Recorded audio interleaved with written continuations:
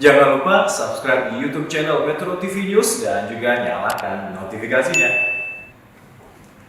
Anda kembali di Presiden's Corner. Pemirsa, pekan ini Presiden Jokowi kembali mengungkapkan beban pemerintah untuk mengamankan subsidi energi. Pasalnya, harga energi yang dibeli di luar negeri terus naik, sedangkan harga jual ke masyarakat dipertahankan tetap rendah. Ini kita masih kuat dan kita berdoa supaya APBN tetap masih kuat memberi subsidi. Kalau sudah tidak kuat, mau gimana lagi? Ya kan? Kalau BBM naik ada yang setuju? Pasti semua akan ngomong tidak setuju. Tapi ingat bahwa kita itu masih import separuh dari kebutuhan kita, 1,5 juta barel minyak dari luar. Masih import. Artinya apa? Kalau harga di luar naik, kita juga harus membayar lebih banyak. Ya, supaya kita semua ngerti masalahnya. Yang pertama tadi masalah minyak dan gas. Gas juga sama. Internasional sudah naik 5 kali, naiknya 5 kali. Padahal gas kita impor juga gede banget. Presiden Jokowi juga mengungkapkan bahwa pemerintah bekerja keras untuk menjaga stabilitas harga pangan. Pasalnya, disrupsi rantai pasok pangan membuat harga global melonjak. Tapi hati-hati yang namanya komoditas pangan dunia ini naik semuanya, utamanya gandum. Kita juga impor gandum gede banget, 11 juta ton impor gandum kita.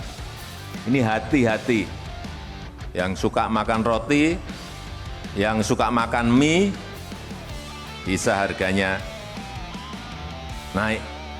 Dan sekarang ini sudah mulai, karena barang itu tidak bisa keluar dari Ukraina, nggak bisa keluar dari Rusia.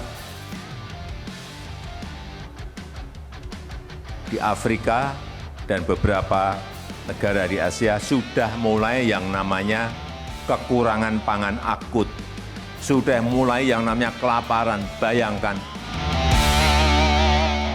Untuk mengamankan pasokan pangan, Presiden Jokowi mengajak para kepala daerah untuk bercocok tanam di lahan kosong. Presiden kembali meminta jangan ada lahan terlantar. Saya mengajak kepada seluruh bupati, utamanya wali kota, untuk memanfaatkan lahan-lahan yang sekecil apapun untuk menanam, untuk berproduksi kebutuhan pangan sehari-hari. Penting. Jangan sampai ada lahan kosong.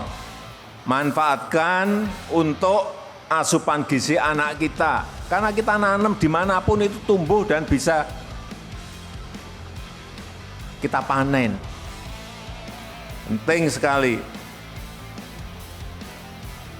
Karena anak-anak kita di hari ini ada penentu wajah masa depan Indonesia.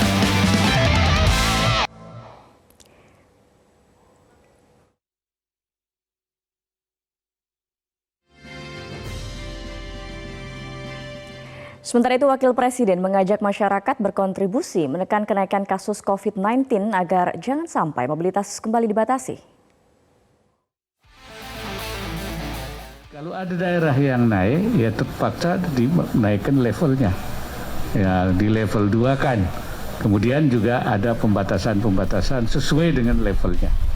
Nah, itu. Tapi kita berusaha supaya jangan sampai bisa terjadi kenaikan yang sampai levelnya menjadi naik, karena kita tidak ingin mengurangi mobilitas masyarakat.